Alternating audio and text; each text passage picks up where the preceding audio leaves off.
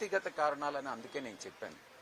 ఎవ్వరి మీద కోపం లేదు, ఎటువంటి ప్రెషరు లేదు, ఎటువంటి అన్డ్యూ ఇన్ఫ్లుయెన్స్ లేదు.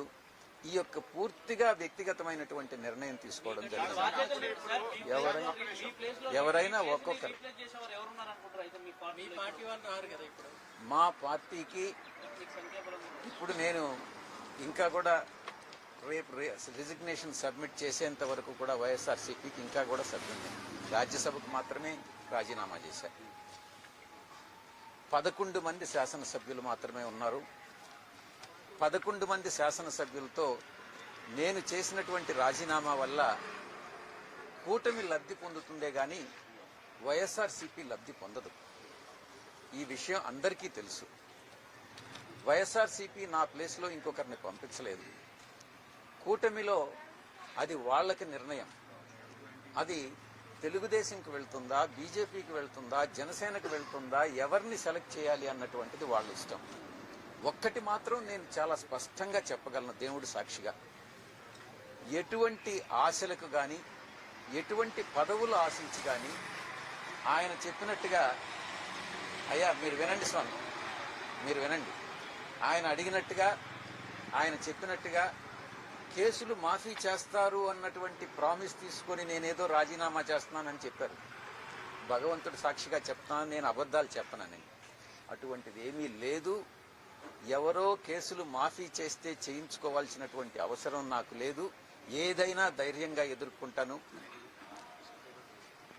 ఈ యొక్క లుకౌట్ నోటీస్ మీద హైకోర్టులో వేశాను. నేను గతంలో నా మీద ఒక మహిళ గురించి ఆరోపణలు చేస్తే మీ మీదనే కృష్ణ వాళ్ళ ఛానల్ మీదనే నేను డిఫమేషన్ వేశాను.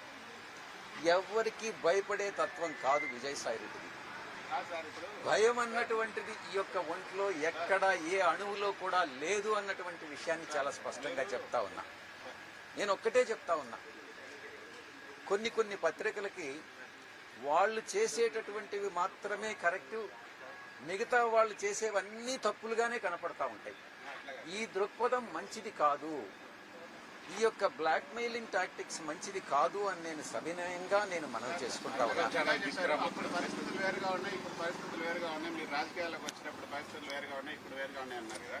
కానీ అప్పుడు కూడా ఇదే విధంగా ఉంటుంది. మీరు ప్రతిపక్షంలో ఉన్నారు. అప్పుడు మొదటి రాజ్యసభ సభ్యులు మీరు మీ పార్టీ నుంచి. అప్పుడు పరిస్థితులే వ్యతిరేకం. అప్పుడు ప్రతిపక్ష పార్టీగానే ఉండింది, ఇప్పుడు ప్రతిపక్ష పార్టీగానే ఉండింది. కానీ ఎందుకు మీ ప్రశ్న ఏందో చెప్పండి. ఇప్పుడు రాజీనామా చేయడానికి కారణాలు ఏంటి అంటే నేను చెప్పిన దానికన్నా ఇంకా వేరే కారణాలు ఉన్నాయని నువ్వు నమ్ముతున్నావేమో కానీ నేనైతే నమ్మట్లేదు. అంటే జగన్మోహన్ రెడ్డి పదవి ఇస్తారు, అడగండి, మీరు ఏదైనా ఫ్రీగా అడగొచ్చు. నేను ఇంతకు ముందే చెప్పా. ఒక్క నిమిషం, మీరు అడిగిన తర్వాత నేను జవాబు చెప్పాలా, తర్వాత మీరు ప్రశ్న అడగాల. గవర్నర్ పదవి కానీ, తిరిగి నేను మళ్ళీ బీజేపీలో ఎంపీ కావడం కానీ, లేకుంటే వేరే ఇంకేదైనా పదవులు ఆశించి కానీ, మీ మైండ్లో ఏముందో నాకు తెలియదు. మనసులో ఏ పదవులకు కానీ ఒక్కరి దగ్గర ఒక్క పైసా డబ్బులు తీసుకొని నేను రాజీనామా సమర్పించడం కానీ, భగవంతుడు సాక్షిగా చెప్తున్నాను, అటువంటి హామీలేమీ లేవు. అటువంటి హామీలు తీసుకునేటటువంటి వ్యక్తి విజయసాయిరెడ్డి కాదు అన్నటువంటి విషయాన్ని మరొకసారి చెప్తాను. మీరు నమ్మకుండా ఉంటే అది మీ ఇష్టం. భవిష్యత్తులో అలాంటి అవకాశం వస్తే తీసుకుంటారా? గవర్నర్ గానీ ఎలాంటి అయినా మీ ఉన్నటువంటి రాజకీయ నేపథ్య అనుభవ రీత్యా మీకు ఒకవేళ గవర్నర్ ఇదే ఇవ్వాలని అనుకోండి, ఈ రోజు నా యొక్క ఆలోచన అంతా కూడా, నాకు హార్టికల్చర్ అంటే చాలా ఇష్టం. దాని మీద చాలా రీసెర్చ్ గతంలో కూడా చేశాను, విదేశాల్లో కూడా పర్యటించిన. నాకున్న అనుభవంతో గెస్ట్ లెక్చర్స్ ఇవ్వడం అన్నటువంటిది చాలా ఇష్టమైనటువంటిది. నాకున్నటువంటి కొద్దిపాటి పరిజ్ఞానం ఏదైతే ఉందో దాంతో ఈరోజు చాలామంది చాలా ఆరోపణలు చేస్తూ వచ్చారు. ప్రతిపక్షంలో ఉన్నటువంటి వాళ్ళు కానీ, అధికార పక్షంలో ఉన్నటువంటి వాళ్ళు కానీ, విజయసాయిరెడ్డి విశాఖపట్నాన్ని దోచేశాడు అన్నటువంటిది. రిధం కూడా చాలా బాగుంది. కొన్ని పత్రికలు చెప్తా ఉన్నాయి. ఆ దేవుడి సాక్షిగా చెప్తా ఉన్నా, ఎక్కడా ఏ డీల్స్లో విజయసాయిరెడ్డి అవినీతిపరుడు కాదు. నేను భగవంతుడి సాక్షిగా ఒక విషయం కానీ చెప్తే నేను భగవంతుడిని నమ్మేటటువంటి వ్యక్తిగా అబద్ధం చెప్పను.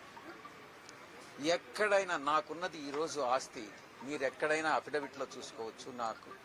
నా కూతురు ఆస్తులన్నీ కూడా లేకుండా ఉంటే నా అల్లుడు ఆస్తులన్నీ కూడా వాళ్ళకి ఈరోజు చాలా పెద్ద కంపెనీ, కొన్ని వేల కోట్ల రూపాయల ఆస్తులు ఈ రోజు కాదు 40 సంవత్సరాలుగా వాళ్ళు వ్యాపార రంగంలో ఉన్నారు.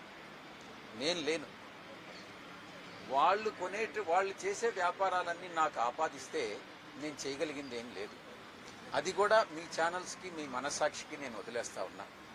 దాంట్లో ఎంత నిజం ఉందన్నటువంటిది మీరే తెలుసుకోండి. నాకున్నది బెంగళూరులో ఒక ఇల్లు, విజయవాడలో 2 ఒకటి నాది, విశాఖపట్నంలో ఒక అపార్ట్మెంట్. ఇవి తప్ప నాకు ఏ ఆస్తులు లేవు. నేను చాలా కంఫర్టబుల్ జీవితాన్ని గడుపుతా ఉన్నాను. ఆస్తులు సంపాదించాలని లేదు.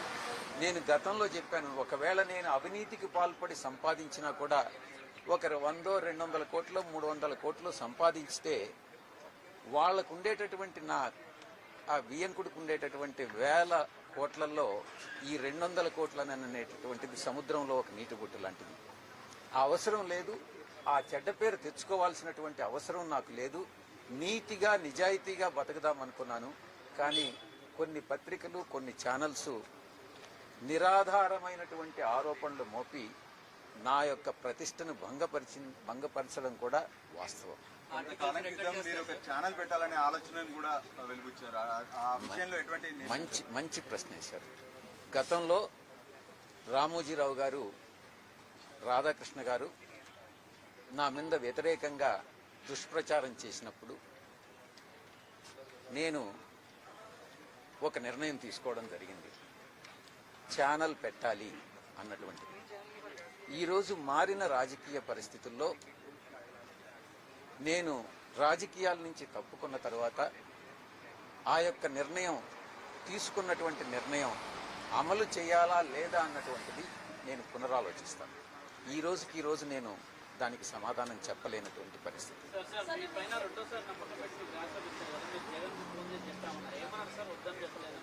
వద్దనే రాజీనామా ఆయన అడిగారు, మీరు వెయిట్ చేయాలి. జగన్ గారికి నేను అన్ని వివరంగా చెప్పాను. ఈ పరిస్థితుల్లో నేను న్యాయం చేయలేనన్నటువంటి విషయం కూడా చెప్పాను. ఆయన అన్న అడ్వైజబుల్ కాదు, నువ్వు రాజీనామా చేయొద్దు, పార్టీ నీకు అండగా ఉంటుంది, మేమంతా నీకు అండగా ఉంటాం, నువ్వు తీసుకున్నటువంటి నిర్ణయం కరెక్ట్ కాదేమోనని ఆయన చెప్పడం జరిగింది.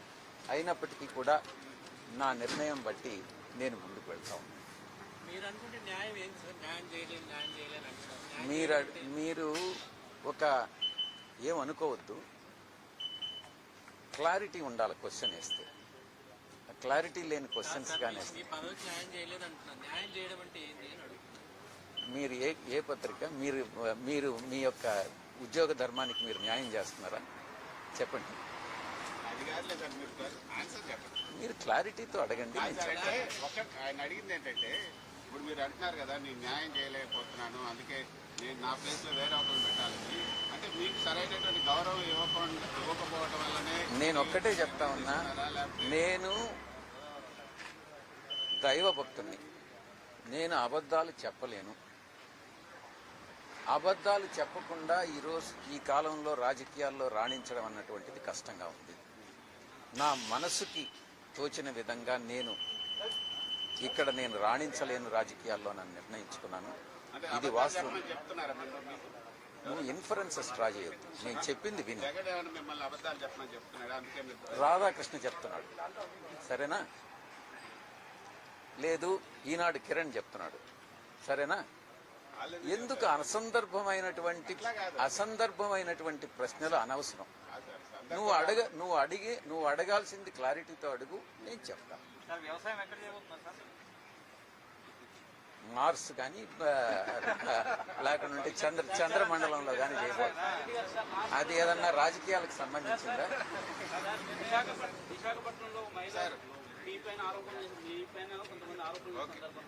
మీరు ఒంటరిగా ప్రెస్ మీట్ పెట్టారు. పార్టీ ఆ రోజు మీ పట్ల ఎవరు కూడా వచ్చి మీకు ధైర్యంగా మీ వెనుక నిలబడాలంటే కేవలం ఆ సందర్భంలో అవంతి శ్రీనివాస్ గారు వస్తే మీతో పాటు కూర్చొని ప్రెస్ కాన్ఫరెన్స్ కండక్ట్ చేయండి.